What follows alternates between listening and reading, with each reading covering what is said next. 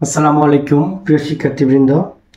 আজকে আলোচনা করব অনার্স তৃতীয় বর্ষের ক্লাসিক্যাল মেকানিক্সের প্রথম চ্যাপ্টারের একটি ইম্পর্টেন্ট টপিকস একক কণা সিস্টেমের মোট শক্তির সংরক্ষণশীল উপপাদ্য বিবৃত করব এবং এটাকে আমরা প্রমাণ করব।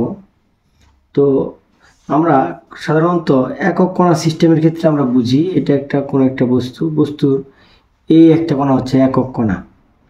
তো এই একক কণার উপর ক্রিয়ারত সকল বল যদি সংরক্ষণশীল হয় তবে এই কণার মোট শক্তিও সংরক্ষণশীল হবে। তাহলে প্রথমে আমরা বিবৃতিটা লিখি। বিবৃতি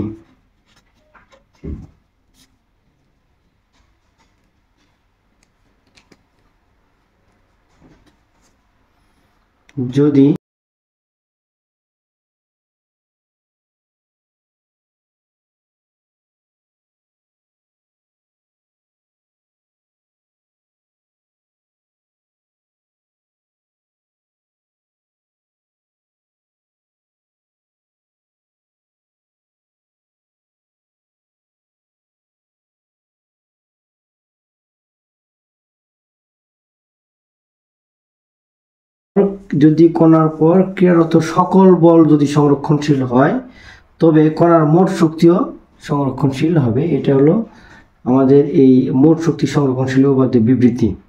এরপরে আমরা যাব এটা প্রমাণ। এখানে আমরা যে কোনো একটা কণা চিন্তা করি, যে কোনো একটা কণার এই একটা পয়েন্ট, এই পয়েন্টের নাম দিলাম 1 পয়েন্ট, আর এই পয়েন্ট থেকে সে 2 পয়েন্টে চলে গেল। অর্থাৎ একটা কণাকে বিন্দু 1 থেকে শুরু করে আমি বিন্দু 2তে নিয়ে গেলাম। এই বিন্দু 1 থেকে বিন্দু 2তে নিয়ে যাওয়ার কারণে এর কাজের পরিমাণটা যদি হয় ধরো W12,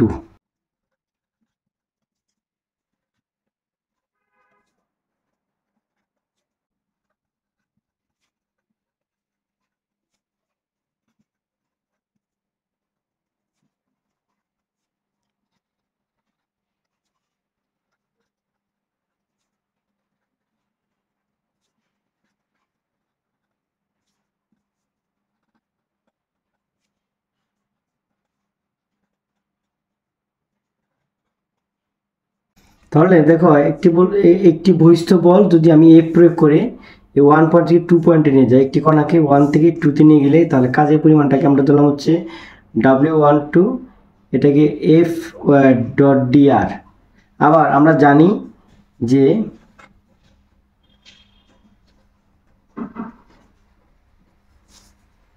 F equal to M এ,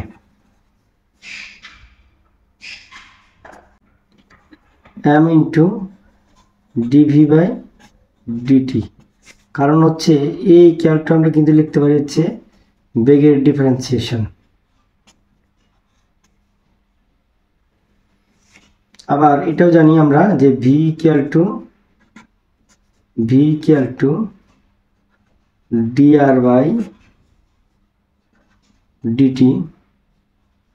এখান থেকে আমরা লিখতে পারি dr equal to V into DT. তাহলে আমরা এই সমীকরণটাকে 1 নম্বর সমীকরণ ধরলাম। এই সমীকরণটাকে 1 নম্বর সমীকরণ ধরলাম। এই 1 নম্বর সমীকরণে এফ এর মান DV by DT, M into DV by DT, এবং ভি এর মান ভি ডিটি। এইটার মানটা বসাই দিই। তাহলে 1 নং সমীকরণ থেকে পাই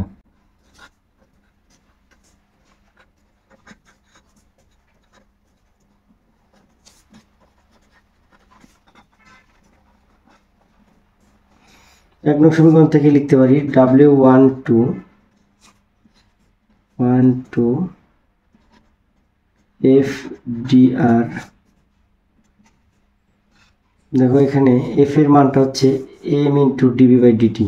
এফ এর মান M into DB by DT, এই মানটা বসাই দিই। তাহলে এখানে M into DV by DT into, দেখো এখানে ডিআর এর মান ভি ইন্টু ডিটি বসিয়ে দিই। তাহলে এখানে ভি ইন্টু ডিটি আমাদের এখান থেকে আসে হচ্ছে m 1 d v by d t v into d t ডিফারেন্সিয়েশনে m/2 v square 2 1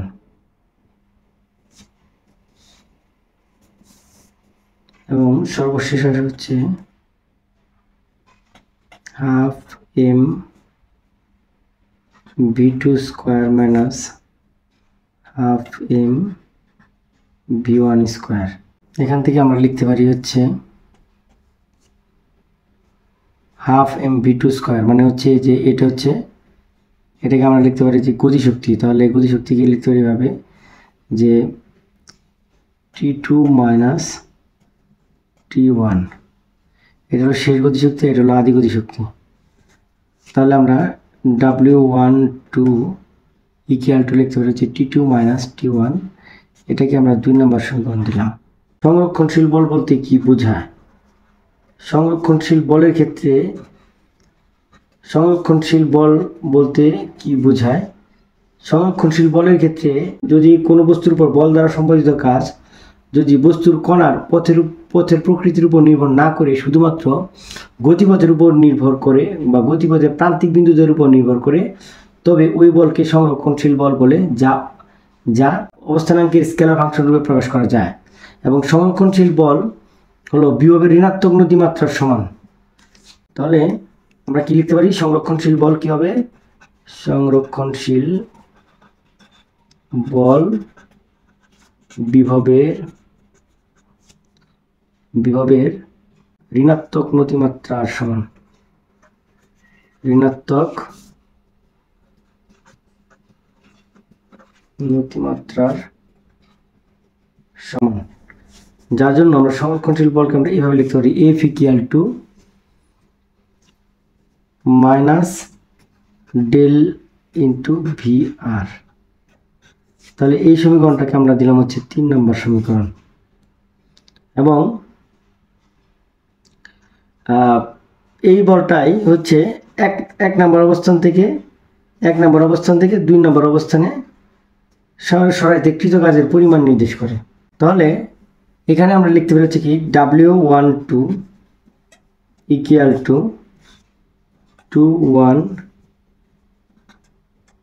F into DR। তাহলে এখন আমরা এই জায়গাতে F এর মানটা বসিয়ে দিই মাইনাস 21 ডেল VR DR। এখান থেকে এইটুকুকে আমরা লিখতে পারি হচ্ছে 21 dV বাই DR ইন্টু এখানে DR। তাহলে এখন এইখানে সর্বস্ব করলে এখানে থাকে হচ্ছে 21 dV বা এখান থেকে লিখতে পারি হচ্ছে মাইনাস V2 মাইনাস V1। সুতরাং এর যে লাস্ট পয়েন্টে লিখতে পারি W12 equal to V1 minus V2। এই সমীকরণটাকে আমরা 4 নম্বর সমীকরণ দিলাম। এবং এই 4 নম্বর সমীকরণের দেখো এখানে এই 2 নম্বর সমীকরণে খেয়াল করো, আবার এখানে খেয়াল করো একটু যে 2 নম্বর সমীকরণের W12 equal to T2 minus T1 এবং 4 নম্বর সমীকরণে W12 equal to V1 minus V2। তাহলে 2 নম্বর এবং 4 নম্বর সমীকরণের ক্ষেত্রে আমরা লিখতে পারি 2 নম্বর ও 4 নং সমীকরণ থেকে আমরা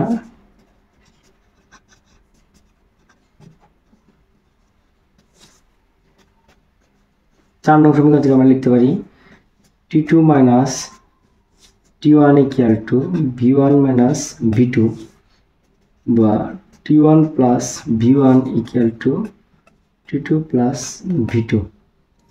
তাহলে দেখো T1 plus V1 equal to T2 plus V2।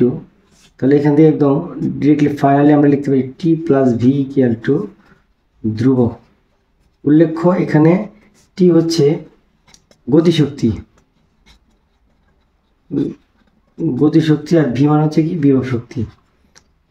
অর্থাৎ এখানে গতিশক্তি এবং বিভব শক্তি এখানে কি হয়ে গেল, কনস্ট্যান্ট হয়ে গেল বা ধ্রুবক হয়ে গেল। তাহলে এখান থেকে আমরা শক্তি সংরক্ষণশীলতার একক কণা সিস্টেমের শক্তি সংরক্ষণশীলতার নীতি প্রমাণ করলাম।